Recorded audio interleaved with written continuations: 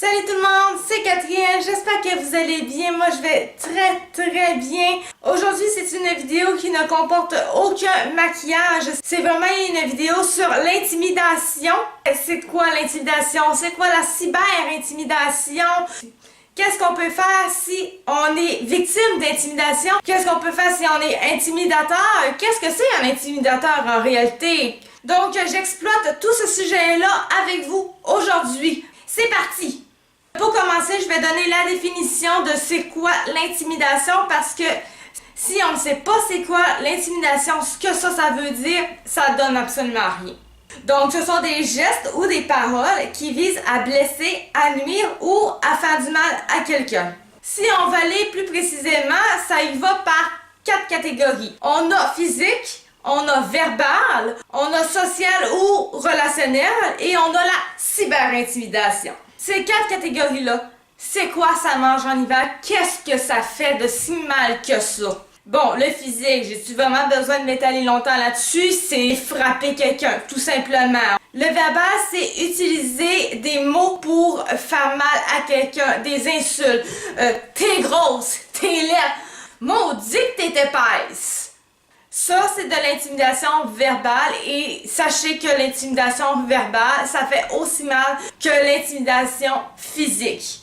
Sociale et relationnelle, c'est d'essayer de faire mal à quelqu'un en l'excluant, en le rejetant, de répandre des rumeurs à son sujet. La cyber-intimidation, ça, c'est utiliser les réseaux sociaux, lui envoyer des messages, des vidéos, toutes sortes d'affaires qui vont lui faire mal, qui peuvent ternir sa réputation, menacer quelqu'un, le gêner, l'intimider, l'insulter, l'exclure aussi, ternir sa réputation, tout ça à l'aide des réseaux sociaux, d'un texto, pas besoin d'internet pour faire du mal à quelqu'un, un texto, un message, une vidéo, peu importe, ça peut faire mal à quelqu'un. Tu l'envoies, c'est fait, ça fait mal. Puis ce qui est plate avec la cyber-intimidation, c'est que tu peux te faire écœurer partout, n'importe quand, même en vacances. Partout. C'est ça qui est vraiment désagréable avec la cyber-intimidation. Puis ça fait aussi mal que les autres intimidations.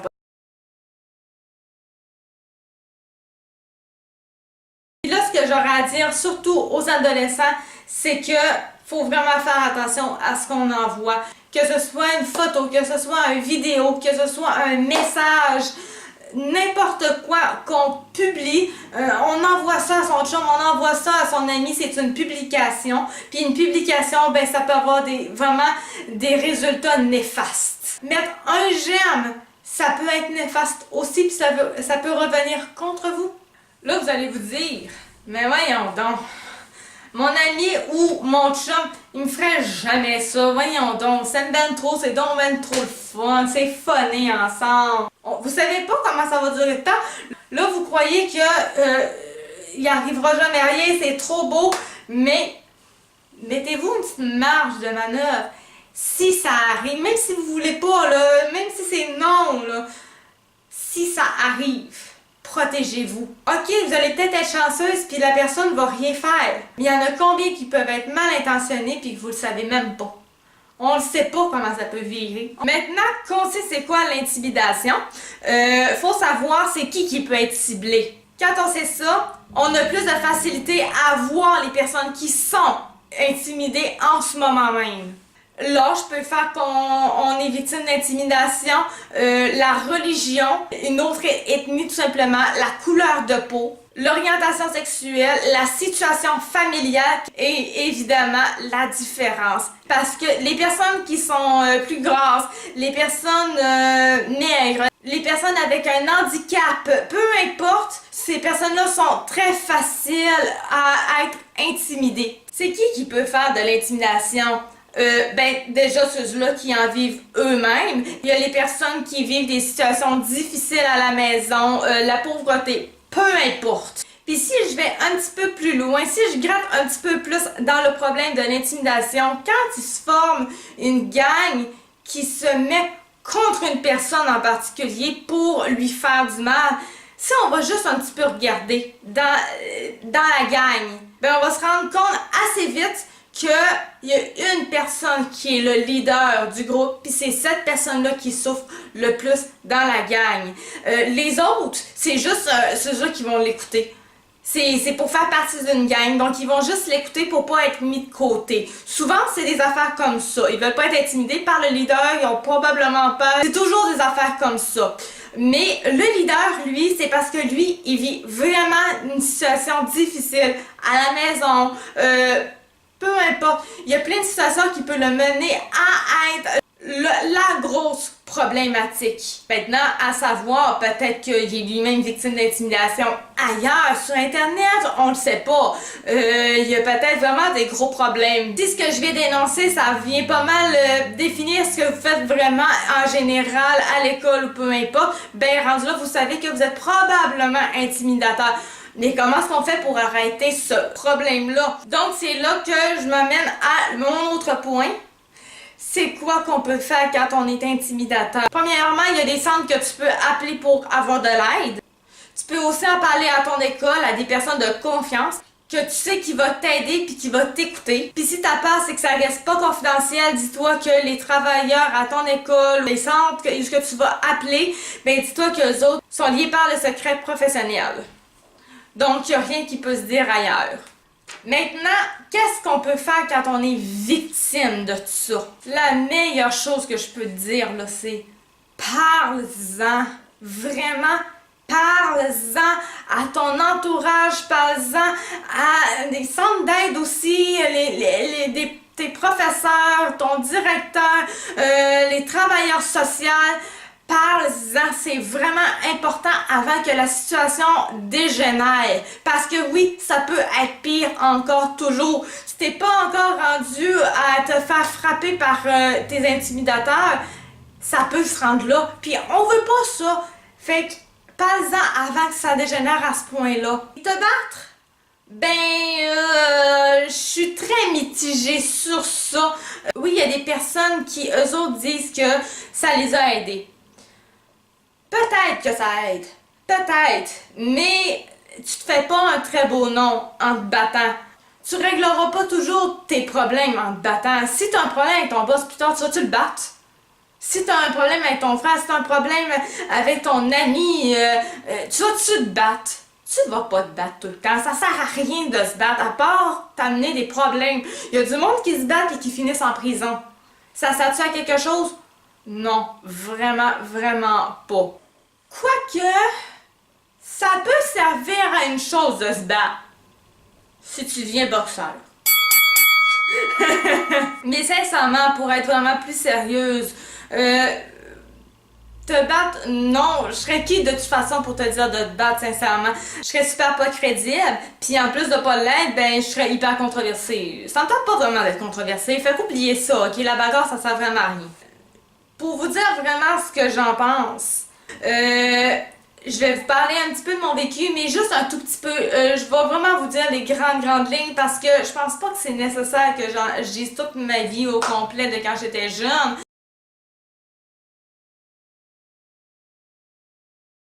Bon, là, j'aime mieux juste vous le dire tout de suite, j'étais en secondaire 2. J'avais un chandail que j'aimais beaucoup. J'avais ma meilleure amie dans ce temps-là, ma meilleure amie dans ce temps-là qui aimait bien ce chandail-là. On est allé à l'éducation physique. On se mettait toujours ensemble dans le casier, puis on barrait le casier pour l'éducation physique, puis on allait faire notre cours. Et puis, bon, cette journée-là, ben, mon chandail, ben, je l'avais laissé dans le casier. Et puis, quand je suis revenue au casier, ben, il était plus là. Je me doutais que c'était elle qui l'avait volé parce qu'elle faisait la même temps que moi, puis elle tripait donc sur mon chandail, là, comme je l'ai dit. J'ai laissé passer ça pendant quelques semaines parce que j'étais pas folle. Je savais que si je la dénonçais, si je lui disais peu m'importe, j'allais perdre toutes mes amies d'un seul coup, puis l'intimidation allait se mettre sur moi à m'acharner. Je m'en doutais. Donc pendant ces semaines-là, tu sais, moi, là, je m'écarte une mini affaire, mais vous allez comprendre bientôt pourquoi je m'écarte. Moi, je suis atteinte du trouble du déficit d'attention, donc j'ai un TDAH.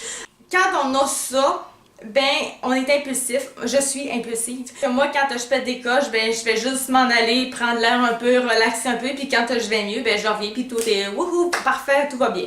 Donc, mes amis, ils sont pas fous. Eux autres, ils s'en sont rendus compte que j'étais différente de eux autres, puis ils aimaient vraiment pas ça. Donc, ils faisaient tout pour m'exclure. Dès que j'arrivais les voir à la cafétéria, ben, ils me disaient encore des choses méchantes pour que je pogne les nerfs puis que je reparte. Donc, c'est toujours ça qui se passait. J'étais impulsive. Donc, je m'en allais, puis j'en revenais après. Puis ça recommençait, ça recommençait. Un jour, ils m'ont carrément dit si tu changes pas, ben oublie notre amitié finalement. Donc à partir de ce moment-là, ben moi j'avais fait le choix de rester moi-même. Et puis elles, elles s'en sont bien rendues compte que j'allais pas changer pour eux autres. Donc ils ont tout fait pour que je m'en aille. Donc ils m'ont fait exploser, bref, en me traitant de tous les noms, là. Donc, bref, je me souviens très très bien de ce moment-là. On était en sciences. On travaillait ensemble, moi puis ma meilleure amie. Et puis, finalement, bon, elle me traitait vraiment encore de tous les noms, là. Elle m'avait dit que j'étais bébé et tout. Donc, là, ce que vous entendez, c'est mon chat. Finalement, c'est à ce moment-là que j'ai dit à ma soi-disant meilleure amie que, bon, c'était elle qui m'avait volé mon chandail. Le temps que je le dis, ça a pris moins de temps pour que je perde toutes mes amies puis que je me fasse intimider pour le reste de l'année. Donc, qu'est-ce qu'elle faisait pour m'intimider? Elle faisait tout pour me voler mes amis durant les pauses, durant les midis. Il me cherchait autant pour me traiter de nom que si j'avais une amie avec moi. Il faisait tout pour me séparer d'elle. J'allais dans les toilettes pour manger ou je mangeais à ma case à terre. Là, je mangeais plus à la cafétéria. Assez que j'ai eu une professeure que j'ai adorée en mathématiques, elle m'a ouvert sa porte pour que je reste dans sa classe durant les pauses. Puis elle fermait la porte, elle me disait de ne pas l'ouvrir à personne. Malheureusement, j'avais pas le choix de l'ouvrir parce que il venait carrément à donner des coups de pied sur la porte. Puis quand j'étais plus jeune, j'avais vraiment peur que la porte à défense. Puis il y en avait une qui se démarquait du lot. Cette fille-là, elle se faisait vraiment intimider à l'école. Elle se faisait pitcher de la nourriture dans la cafétéria sur elle par les autres personnes. Puis je la voyais qu'elle était tout le temps plus isolée toute seule. Donc moi, j'ai été la chercher avec mes amis. J'ai été la voir pour lui dire que bon, c'est plate ce qu'elle vivait, fait que on est plusieurs qu'on va pouvoir te supporter, on va avoir du fun, on va être plusieurs, ça va être le fun, bref. Ça fait que finalement elle était venue, mais ça s'est avéré une très mauvaise décision parce que quand j'ai eu l'intimidation, c'était elle le leader de tout mon problème au complet. Elle dirigeait vraiment ma gang de filles, là. Elle m'a volé des MP3 qu'elle voulait me prêter. Écoute, elle a fait plein de choses. Elle m'a fait énormément de la peine au point que moi, j'envoyais souvent chez le directeur en la dénonçant. Puis le directeur, lui, avait enlevé le droit carrément de me parler. Puis elle avait pas le droit non plus de m'approcher à moins de quelques mètres, là. Puis bref, même avec l'interdiction de me parler, d'être à côté de moi, elle le faisait quand même. Donc elle avait des devoirs à la maison, elle a même déjà eu une suspension. J'avais beau parler, j'avais beau dénoncer, il se passait tellement rien que moi, finalement, j'ai carrément traité de grosse conne, moi. J'avais pensé, je m'étais dit, avec tout ce qu'elle m'a fait durant depuis le début de l'année, je pense pas que ça va être grave. Mais au contraire, j'ai failli aller en classe ressources pour ça. J'avais plus le droit de rien contre elle, de me défendre. J'avais perdu tous mes droits selon le directeur. Quand ma mère elle a su ça, elle avait vraiment peur même que je me fasse battre. C'était vraiment rendu trop intense. Donc, elle en a parlé avec ma professeure, puis les deux en ont conclu de téléphoner à la police. Donc, finalement, il y a eu un dossier qui s'est fait pour m'aider. Là, dans le fond, aussitôt qu'elle me faisait quelque chose de pas correct, ça s'en allait dans un dossier, tout simplement. Ça faisait pas grand-chose encore. Donc, au final, c'est moi qui ai écopé quand même à la fin. J'ai pas eu le choix de tout simplement partir de l'école parce que ça avait juste plus d'allure. Fait que j'ai changé d'école, puis ça finit comme ça. Donc ça a vraiment été ma grosse année vraiment infernale. Je me souviendrai toujours de ces 4 visages-là qui m'ont fait tellement de tort. Mais vraiment, je vais toujours m'en souvenir, je pense. J'ai 25 ans, puis je m'en rappelle encore très bien de ces visages-là. J'ai encore des images de ce que j'ai eu de ce qu'ils m'ont posé comme problème. Et puis, j'étais en secondaire 2, donc ils m'ont fait énormément de tort. Donc oui, je vais toujours m'en souvenir de tout ça. Mais après ça, ben j'ai eu d'autres choses. Quand je suis partie de là, j'ai eu de l'harcèlement sexuel par des garçons de ma classe en secondaire 3. Il m'a carrément fait une prise pour que je puisse plus bouger. J'étais sur une chaise puis il m'a carrément pris les mains derrière le dos puis je pouvais plus bouger. J'ai un prof qui m'avait carrément dit que j'étais la honte de la famille Maltais. En me remettant une copie d'examen avec parce que j'étais vraiment pas bonne à l'école. Devant 30 élèves, dont il savait très bien que je me faisais écœurer dans cette classe-là. Une fille qui était lesbienne et qui voulait pas qu'on le sache, le monde, donc elle mettait son révolu sur moi. Donc elle me lançait des céréales, elle m'a écrit carrément le mot lesbienne sur ma case. J'avais un chum à ce moment-là. Puis ben je me suis fait encore traiter que j'étais grosse puis que je puais. Et soit dit en passant, j'ai toujours été petite comme ça, puis j'ai toujours eu une très bonne hygiène. Puis malheureusement, oui, j'ai pensé au suicide. Oui. Je vais répéter la chose que je me suis dit quand j'étais jeune qui m'a aidé à ne même pas essayer de faire ce que j'ai pensé, donc le suicide. Un jour, quand je vais être plus vieille, je vais me trouver quelqu'un qui va m'aimer pour ce que je suis, pour qui je suis. Voilà. Bref, j'en ai vécu en masse, puis là-dedans, je dis vraiment pas tout. Tu sais, moi, quand j'étais plus jeune, quand j'étais au secondaire, des amis, à un moment donné, j'étais tannée. J'étais juste tannée d'en avoir. Après le secondaire 2, j'ai carrément décidé de plus en avoir. Oui, j'étais un peu jeune pour penser comme ça, oui. Mais c'est ça quand même qui s'est passé dans ma tête. Je me suis dit, je connaissais déjà le dicton mieux vaut être seul que mal accompagné. Ben, c'est ça que j'ai décidé de faire. Puis quand on vieillit, ben, on se rend compte que ces 2 phrases-là qui sont hyper importantes, ben, on se rend compte que c'est vraiment vrai. Ça aide vraiment à passer à travers les moments difficiles du secondaire, vraiment. C'est sûr que j'ai des séquelles, par contre. J'ai des séquelles au niveau relationnel. Je suis pas la personne qui a le plus d'amis parce que j'ai beaucoup trop peur que mes amis reviennent encore contre moi. C'est niaiseux. Mais quand j'ai une nouvelle personne qui se présente, même si je voudrais être tout de suite amie avec elle, parce que je suis quand même impulsive, j'aimerais ça, ben la petite fille du secondaire 2, elle revient puis ça me fait peur. J'ai peur de me faire mal encore. Donc, c'est pour ça que oui, j'ai des séquelles. Malheureusement, on en a avec ça des séquelles, mais on avance quand même. On avance et on apprend à vivre avec ça. Le secondaire, c'est tellement difficile, mais si on en parle, ben ça va être plus facile à toffer, ça va être plus facile à passer parce que ça passe cette phase-là. Un jour, ça passe. Donc sur ce, j'ai terminé la vidéo. C'est une grosse vidéo que j'avais vraiment envie de faire. L'école, ça fait pas si longtemps que ça qu'elle est commencée. Il y en a beaucoup de l'intimidation en ce moment. C'est un sujet énorme. C'était vraiment important pour moi de le dire, surtout avec le vécu que j'ai. Je pouvais pas passer à côté puis pas en parler. C'était impossible pour moi. C'est un sujet que j'ai trop à cœur. Donc, étant donné que c'est quand même une grosse vidéo, je vais finir ça là. J'espère que ça vous a plu. Faites-moi un petit thumbs up si c'est le cas. Abonnez-vous aussi à ma chaîne et nous, on se retrouve la semaine prochaine pour une vidéo make-up. Bye!